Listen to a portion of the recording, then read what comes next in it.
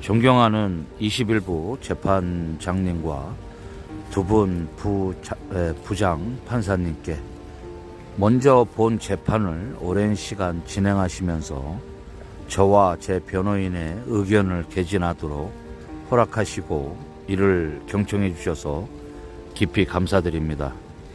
저는 최후 진술을 하는 이 순간 무척 떨리고 힘이 듭니다. 2019년 8월부터 시작된 수사와 기소, 이어진 재판을 겪으면서 저의 심신이 매우 피폐해졌습니다. 기존의 기저 질환에 더하여 어지러움증과 공황장애, 잦은 실신으로 정신과 쪽 치료가 추가되었고 급기야는 몇 번의 낙상으로 디스크가 탈출하는 처지까지 와서 2번의 수술을 하였습니다. 마비 증세를 오랫동안 방치하여 자칫 영구장애를 입을 뻔하였고 2번에 걸친 수술을 하였지만 회복에 더디고 장기간의 재활치료를 요하며 완치를 확신할 수 없는 상태입니다. 이 최후 진술도 통증을 견디며 병실 침대에서 작성하였습니다. 엎친 데 덮친 데 격으로 병원 안에서 코로나에 확진되어 일주일째 격리되었다가 이제 비로소 격리가 해제되었습니다. 이러한 육체의 고통은 정신적 비참함에 비하면 아무것도 아닙니다. 지난 3년여간 자식들을 포함한 전 가족이 수사 대상이 되고 공직에 임명된 배우자가 사퇴하고 이어 기소까지 되었던 사정을 생각하면 지금도 눈물이 앞을 가리고 가슴이 저립니다. 올해 초엔 저의 별건 재판이 마무리되면서 4년의 중형이 확정되었고 이 여파로 딸 아이의 입학이 취소되는 극한의 참담함을 겪었습니다. 그러나 가혹한 현실은 이에 그치지 않고 이제 저와 제 남편이 공범으로 기소된 본 재판의 선고를 앞두고 있습니다. 공소 사실에 대해서는 변호인께서 상세히 소명을 하였다고 믿습니다. 그러니 저는 이 자리에서 공소 사실 자체를 하나하나 거론하지 않겠습니다. 다만 공소 사실에 드러나지 않고 재판이라는 제도의 한계 때문에 재판 과정에서도 쉽게 드러낼 수 없는 사건의 맥락과 그 속에서의 저의 진심을 말씀드리고자 합니다. 본 재판 내내 저를 가장 힘들고 아프게 한 것은 크게 2가지였습니다. 하나는 아들의 입시비리 혐의이고 또 하나는 남편의 공직자 재산 신고 및 증거 은닉교사 부분이었습니다. 입시비리 공방을 하는 동안 학교 폭력을 심하게 당했던 아들의 아픈 기억과 상처를 소환하는 과정에서 저 역시 그 아픔과 상처를 되살릴 수밖에 없었기에 마음이 천갈래 만갈래 찢어졌습니다. 또 공직자 재산신고와 증거은닉 교사가 관련된 부분은 전적으로 저의 영역에서 이루어졌으니 마저도 제가 오롯이 맞아야 하는데 얼토당토 않게 남편이 공범으로 기소되었기에 저는 재판 내내 남편에게 미안하고 명목이 없었습니다. 누구나 그러듯이 가정을 이루면 좋은 엄마, 좋은 아내를 소망합니다. 저 또한 그런 소망으로 가정을 이루고 2 아이의 엄마로 살고자 했습니다. 그런데 저는 이미 저의 재판을 통해 딸 아이의 삶을 망쳐버렸습니다. 그리고 이제 어쩌면 남편과 아들의 삶까지 망쳐버릴지도 모르겠구나. 나는 천하의 나쁜 아내요, 엄마구나라는 불안감과 자괴감에 쌓여 있습니다. 하지만 신이 계신다면 제 아들과 남편이 결백했다는 점을 밝혀줄 것이라 믿으며 당시의 사정을 진솔하게 말씀드리고자 합니다. 먼저 공직자 재산신고와 관련하여 피치 못하게 저희의 개인사를 말씀드려야 할 것 같습니다. 2016년 저의 남동생 그리고 오빠 간의 상속 재산 분쟁에서 확인이 되었듯이 저는 친정의 소위 소녀 가장 역할을 대학생 때부터 해왔습니다.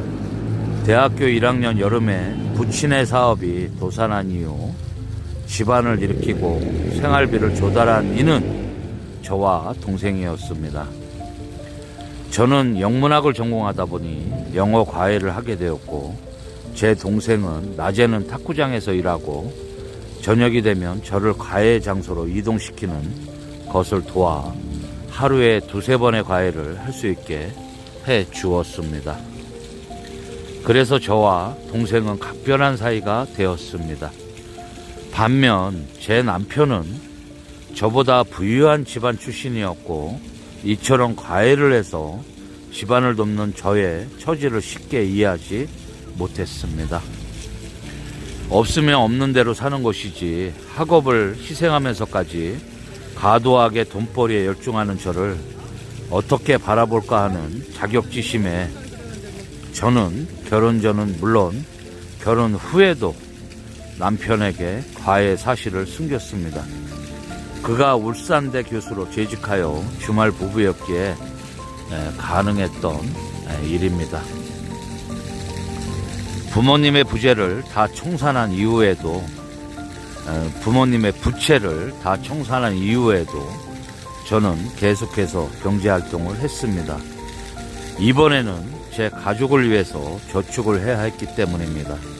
특히 1993년 남편이 국가보안법 위반으로 투옥되고 실직하였고 석방된 후 1994년 저와 딸 아이를 두고 미국으로 유학을 떠나게 되면서 가정 경제의 운영은 저의 몫이 되었습니다. 1997년 IMF 위기로 시아버님 회사가 부도가 난 후에도 말할 것도 없었습니다.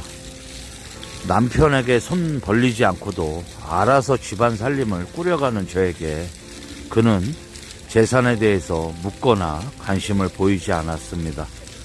제가 왠지 모를 창피함에 과외 사실을 숨겼듯이 그 또한 왠지 모를 미안함에 묻지 않았을 것 같습니다. 일정한 재산이 모이자 저는 투자를 범행했습니다. 부동산 투기는 해서는 안 된다는 소신을 갖고 있었기에 주식을 주 투자 수단으로 삼았습니다. 그러나 하늘에 맹세코 제 남편 조국은 주식을 매매한 사실이 없습니다. 주식 매매 프로그램인 HTS가 무엇인지도 모르는 사람입니다. 당연히 주식 객장에 나가본 적도 증권회사 직원과 매매 상담을 하거나 주문을 해본 적도 없는 사람입니다. 그는 자신의 근무처에 있는 농협과 신한은행에서 조금씩 예금을 하였을 뿐입니다.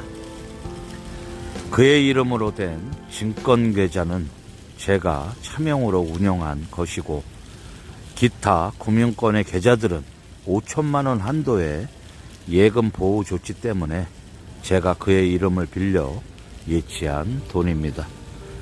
2017년에 민정수석이 되어 재산 공개를 하게 되었을 때 제가 확인해 보니 순수하게 자신이 벌어 한 그의 예금 총액은 약 4천만 원 수준이었습니다. 이 점은 검찰이 제출한 저와 문자 내용에서도 확인되었습니다. 이런 남편이 저의 재산 규모에 대해 처음 알게 된 것은 2017년 8월경입니다. 민정수석 인사검증차 이미 5월에 재산 내역을 청와대에 제출한 적이 있지만 당시에는 하루 이틀 사이에 수십 페이지의 서류를 작성해야 해서 제대로 확인하지 못했던 것으로 압니다. 사정상 급히 제출해야 하는 서류를 그가 먼저 작성하고 제게 넘겨주면서 공란인 부분만을 작성하라고 했기에 저희는 각자 자기 부분만 작성 수합하여 넘겼습니다. 남편은 당시에 문재인 정권의 초대 민정수석 지명과 관련하여 준비할 것과 처리해야 할 일들로 정신없이 바빠 본인이 전혀 알지 못하는 부분을 체크할 여유가 없었을 것입니다. 그리고 무엇보다 각자의 영역은 각자가 제대로 작성하리라는 정도의 신뢰는 저희 부부간에 형성되어 있기도 했습니다. 민정수석 임명 후 역시 정신없이 바쁜 와중에 그의 7월 31일자 정식 재산 등록과 공개, 8월 초 언론의 대서특필을 통해서 제 남편은 비로소 제 재산의 규모를 인지하게 된 것입니다.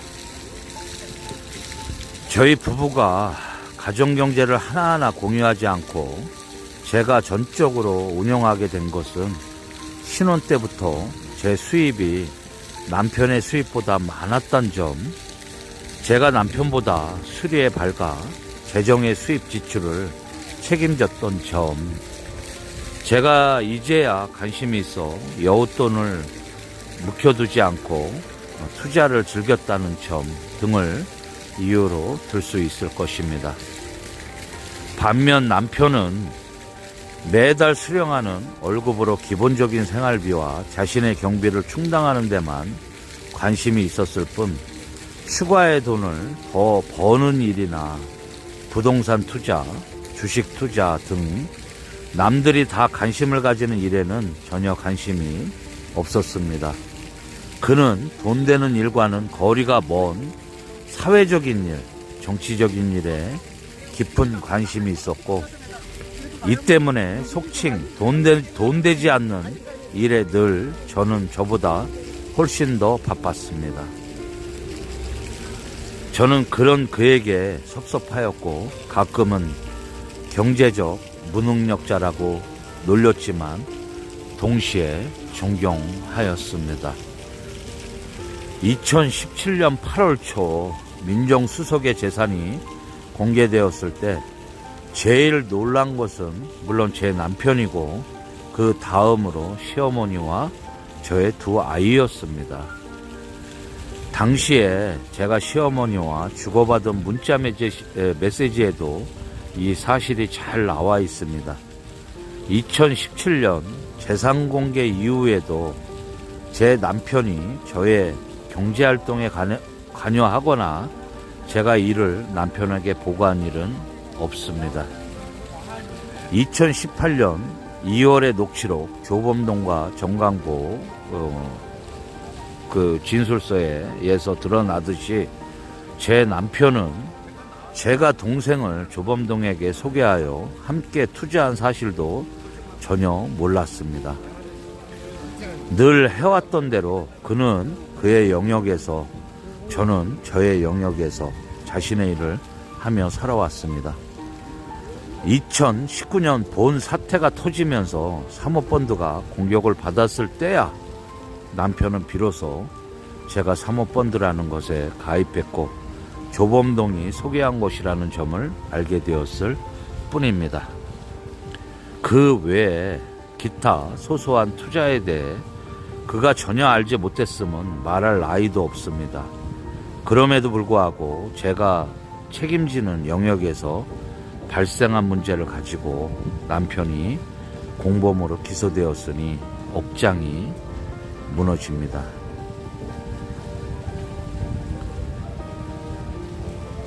다음으로 아들의 입시비리 혐의와 관련하여 말씀드리겠습니다.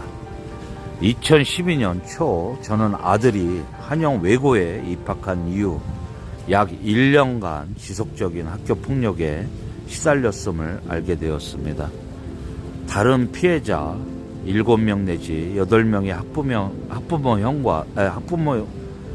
형과 함께 공동으로 학교의 가해자 징계를 요청하는 과정에서 제 아들이 어떤 고통을 당했는지 하나하나 확인하는 과정은 그 자체가 고문이었습니다. 피가 거꾸로 솟았습니다. 아들의 성적은 2012년 봄을가에 올 A에서 올 F로 수직 낙하하였습니다. 엄마가 지방에서 교수를 하며 아들을 제대로 돌보지 못했다는 자책에 동양대학교에서 사표를 낼 것까지 심각하게 고려했습니다. 남편이 굳고 말려서 사표를 제출하지는 않았으나 저의 죄의식과 자책감은 이때부터 아들을 직접 챙기도록 했습니다. 방학 때마다 아들을 동양대에 데려다 놓고 프로그램에 참여시키며 제가 하지 못할 때는 남편에게 데리고 있어달라고 부탁했습니다. 조언의 2014년 여름방학 서울대 공익인권법 센터에서의 인턴은 이러한 과정에서 이루어졌던 것입니다. 어느 부모가 학폭에 시달린 자식을 방학 동안 데리고 있으면서 그냥 놀리겠습니까? 그 아이가 트라우마를 극복하도록 최대한 지원하는 한편 외국대를 지망하는 고등학생이니 이에 맞는 시험 준비와 스펙을 준비하는 것은 너무도 상식적인 일입니다. 저는 이 법정에서 지 땡땡 교수가 한 증언에서 드러났듯이 헬스를 중점적으로 도와주는 멘토링을 통해 아들의 심신을 단련시키고 스스로 어려운 처지의 아이들에게 멘토링을 하게 함으로써 자신감을 갖고 비슷한 처지의 아이들을 이해하도록 도왔습니다.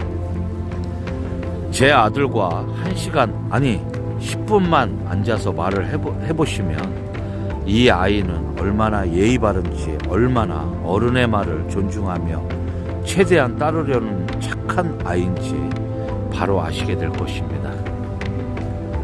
그렇게 조언은 엄마가 시키는 동양대 프로그램에 참여하면서 도움이 필요하다고 하면 적극 도움을 주고 지역 어른들이 봉사활동을 소개하면 거기에도 참여하면서 방학을 보냈습니다. 그런데 아들을 조지 워싱턴 대학교로 보내면서 그 애가 학폭 트라우마를 극복했다는 확신이 없었습니다. 그런 상태에서 아들을 멀리 타국에 외롭게 보내다 보니 제가 과잉보호를 했던 것은 사실입니다. 학폭 피해자라는 사실 앞에 교육자로서의 엄정함이나 객관성보다는 엄마로서의 무조건적인 모성애와 보상 심리가 앞섰습니다. 대인관계를 기피하여 대학 공부의 핵심인 스터디 그룹에 참여하지 못하는 아들을 위해 재학 내내 저 스스로가 세미나원이 되고자 했던 것이 2016년 11월과 12월에 실시된 집에서 치는 온라인 퀴즈를 돕는 계기가 되었습니다. 그냥 다른 애들도 다 그렇게 한다는 말만 믿고 도왔던 것인데 지금 돌이켜 생각을 해보니 경솔했습니다. 지도교수의 지침을 정확히 확인하지 않은 불찰이 있었습니다. 참으로 죄송하고 반성합니다.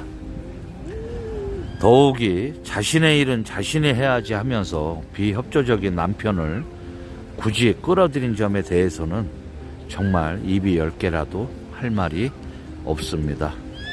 다른 어떤 감옥도 아니고 굳이 민주주의에 관한 감옥에 남편의 도움을 요청한 것은 그가 그 분야에서 남달리 해박한 지식을 갖고 있을 거라는 막연한 믿음 때문이었습니다. 실제 해보니 별 도움도 되지 않았던 것을 아들이 알아서 하게 하자는 그에게 굳이 화를 내면서까지 참여하게 한 저는 몇 번이고 가슴을 치면서 후회하였습니다. 이 자리를 빌려 남편에게 미안하다는 점을 다시 한번 말을 하고 싶습니다. 남편이 이 온라인 퀴즈에서 한 일은 자신이 가진 지식을 즉흥적으로 끌어내는 일이었습니다. 그는 세미나원이고자 했던 조언이나 저처럼 테스트를 읽지도 강의 노트를 보지도 않았습니다. 자기 업무에 바빠 그럴 시간도 없었습니다. 막상 퀴즈의 내용은 강의와 매 시간 읽기 과제에 대한 것이라서 강의 노트는커녕 테스트를 읽지도 않은 남편이나 테스트는 일부 읽었지만 강의를 들은 바 없는 저는 별 도움이 되지 못했습니다. 아들이 워낙 예의 바르다 보니 도움이 많이 되었다 감사하다고 하였으나 실제 아들은 스스로 알아서 잘하는 아이였습니다. 검사님들께서 언급하셨듯이 소위 갑론을박을 통해 자신이 적극적으로 해답을 구별해냈다면 11월 퀴즈에서는 고득점을 올렸는데 12월 퀴즈에서는 컴퓨터 오류로 인해 6점이라는 최하위점을 받았습니다. 이렇게 아들의 실제로 잘 모르고 그저 맹목적인 모성애로 달려든 저의 경솔함으로 인해서 아들과 남편이 언론에 의해 대대적인 망신을 당하고 심지어 기소까지 되었으니 저는 지구명이라도 들어가고 싶은 심정입니다. 뿐만 아니라 현장에서 교육을 직접 담당하는 교육자로서 저는 이러한 제게 실망하셨을 많은 국민께도 참 미안하고 죄송합니다. 자식에 대한 맹목적인 애착으로 전후 좌우를 살펴보지 못했던 점 다시 한번 깊이 후회하고 반성합니다. 그러나 이는 퀴즈의 성격에 대한 단순한 오해에서 비롯된 것일 뿐 결코 민주주의 감옥 교수님을 속이려거나 그의 교육적 취지를 방해하려는 의도는 추호도 없었습니다. 제가 아무리 제정신이 아니어도 30여 년을 강단에 서왔는데 어찌 불법이라는 것을 알면서 남편과 아들을 그러한 일에 가담게 하겠습니까?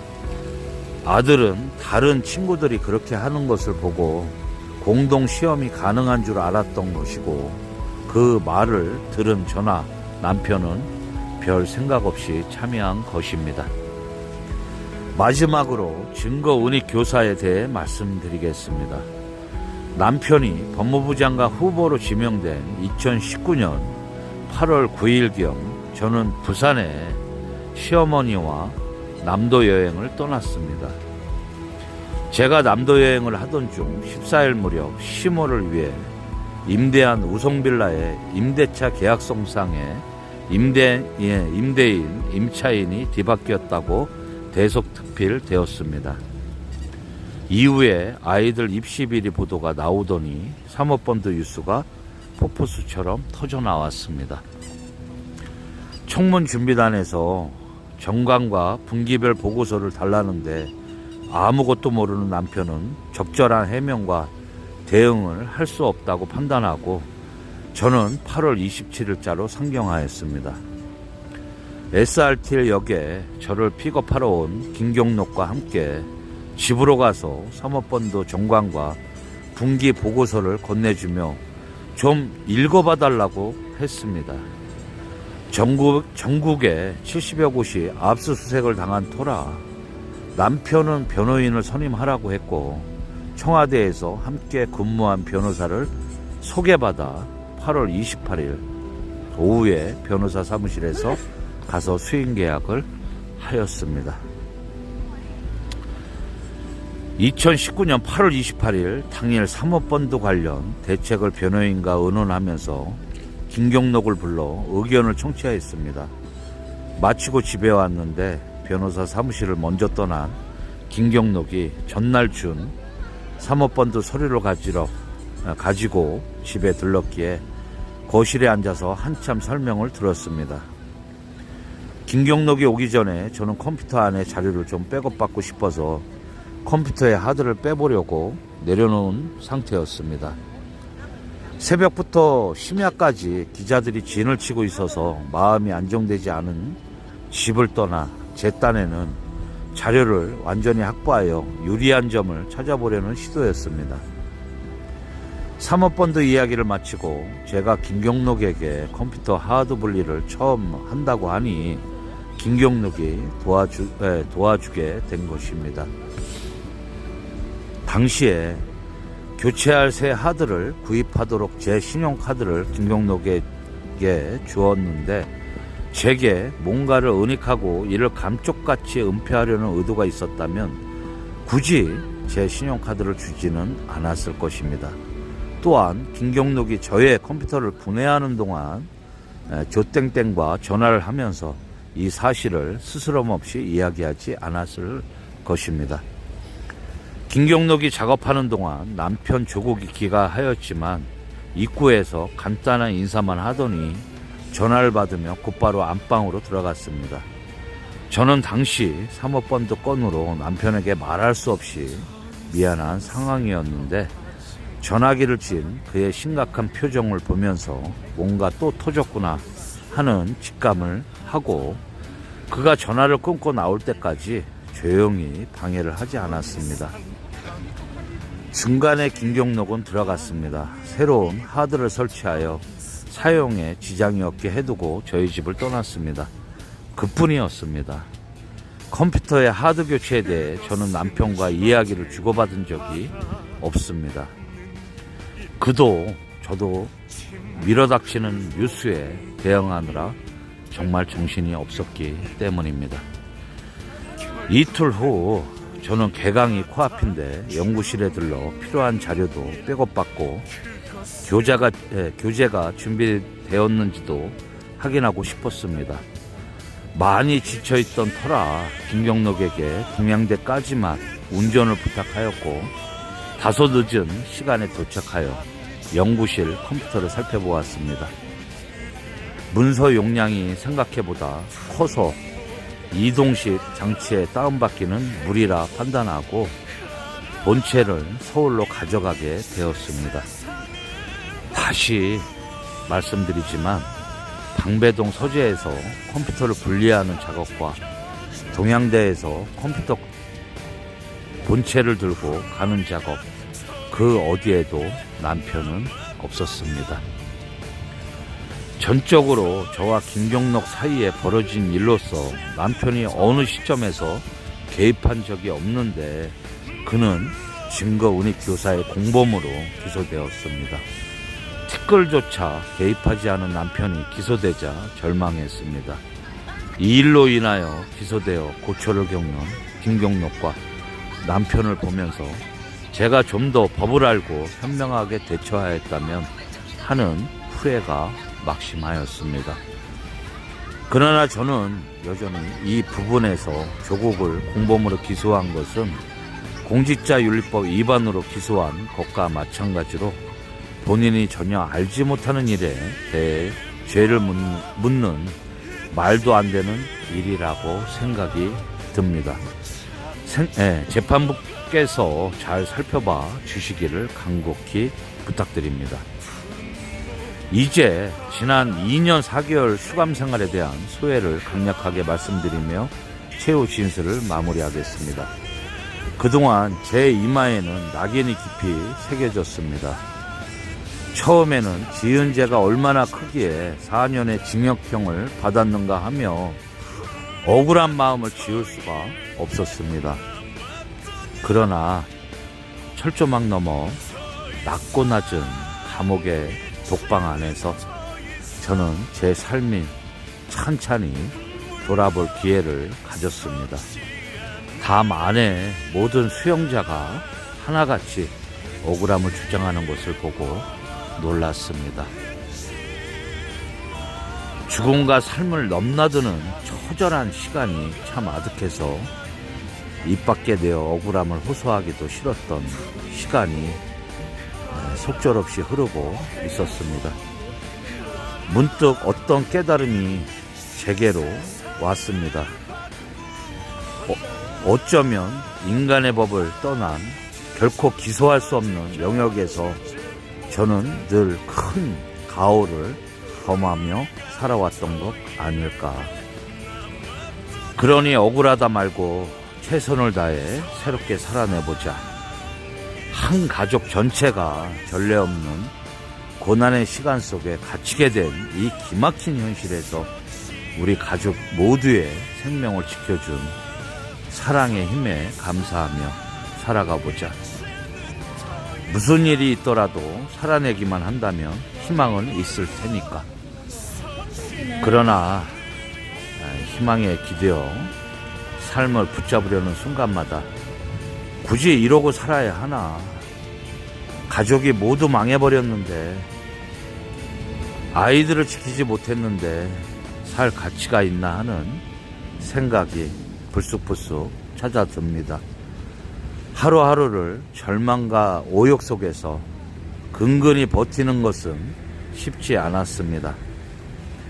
올해 6월 디스크 파열을 겪고 엄청난 고통에 시달리면서도 즉각 응급실을 찾지 않은 데는 이러한 절망과 포기 심리가 자리 잡고 있었기 때문입니다. 굳이 병원을 찾아 길을 쓰고 몸을 고치는 게 무슨 의미가 있는 생각. 막상 형 집행정지를 받아 2번의 전신마취에서 깨어날 때도 같은 생각을 했습니다. 척추 수술은 정말 아픈 수술입니다. 수술도 아프지만 회복 과정에서도 그렇게 아플 수가 없었습니다. 지난 1달 반 동안 저의 병원 생활은 통증과 재활의 싸움이었습니다. 무통주사와 진통제 부작용으로 그마저도 쉽지 않았습니다. 아직 갈 길은 멉니다. 그래도 많이 왔지 않냐고들 위로합니다. 제가 끝이 없어 보이는 이 길을 걸으며 버티는 것은 자식들에 대한 책임감과 지금까지 사랑해준 분들에 대한 예의 때문입니다. 진정 낮은 것이 무엇인지 가르쳐준 지난 2년 4개월 수영 생활의 교훈을 뼛속 깊이 간직하고 반성하며 살아갈 것을 약속드리겠습니다. 그동안 시원치 않은 건강으로 인하여 재판에 많은 방해가 되었던 저를 최대한 배려해 주신 재판부에 깊이 감사드립니다. 또한 그 오랜 시간 저와 변호인의 이야기를 경청해 주신 점에도 깊은 감사와 경의를 표합니다. 2022년 11월 18일 정경심.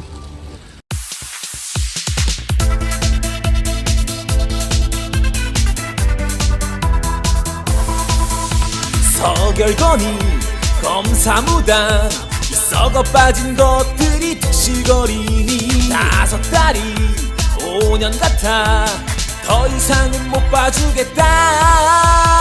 퇴진 퇴진 퇴진 퇴진 퇴진 윤석열 넌 퇴진 퇴진 퇴진해. 퇴진 퇴진 퇴진 퇴진 퇴진 윤석열 넌 퇴진 퇴진 퇴진해. 공정상식 사라지고 더러운 부정부패만 판을 쳐대니 5달이 5년 같아 더 이상은 참을 수 없다. 퇴진 퇴진 퇴진 퇴진 퇴진 윤석열 넌 퇴진 퇴진 퇴진해. 퇴진 퇴진 퇴진 퇴진 퇴진 윤석열 넌 퇴진 퇴진 퇴진해. 퇴진 퇴진 퇴진 퇴진 퇴진 윤석열 넌 퇴진 퇴진 퇴진해. 퇴진 퇴진 퇴진 퇴진 퇴진 윤석열 넌 퇴진 퇴진 퇴진해.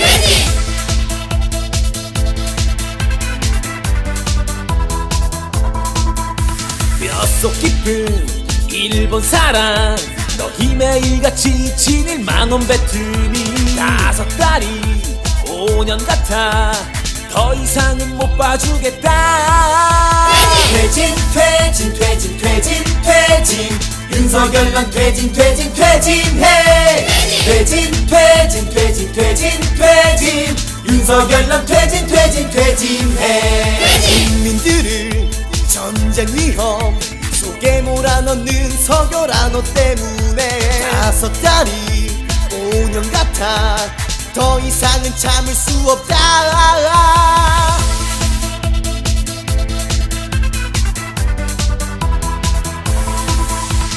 퇴진 윤석열랑 퇴진해 퇴진 윤석열랑 퇴진해 퇴진 윤석열랑 퇴진해 퇴진 윤석열랑 퇴진해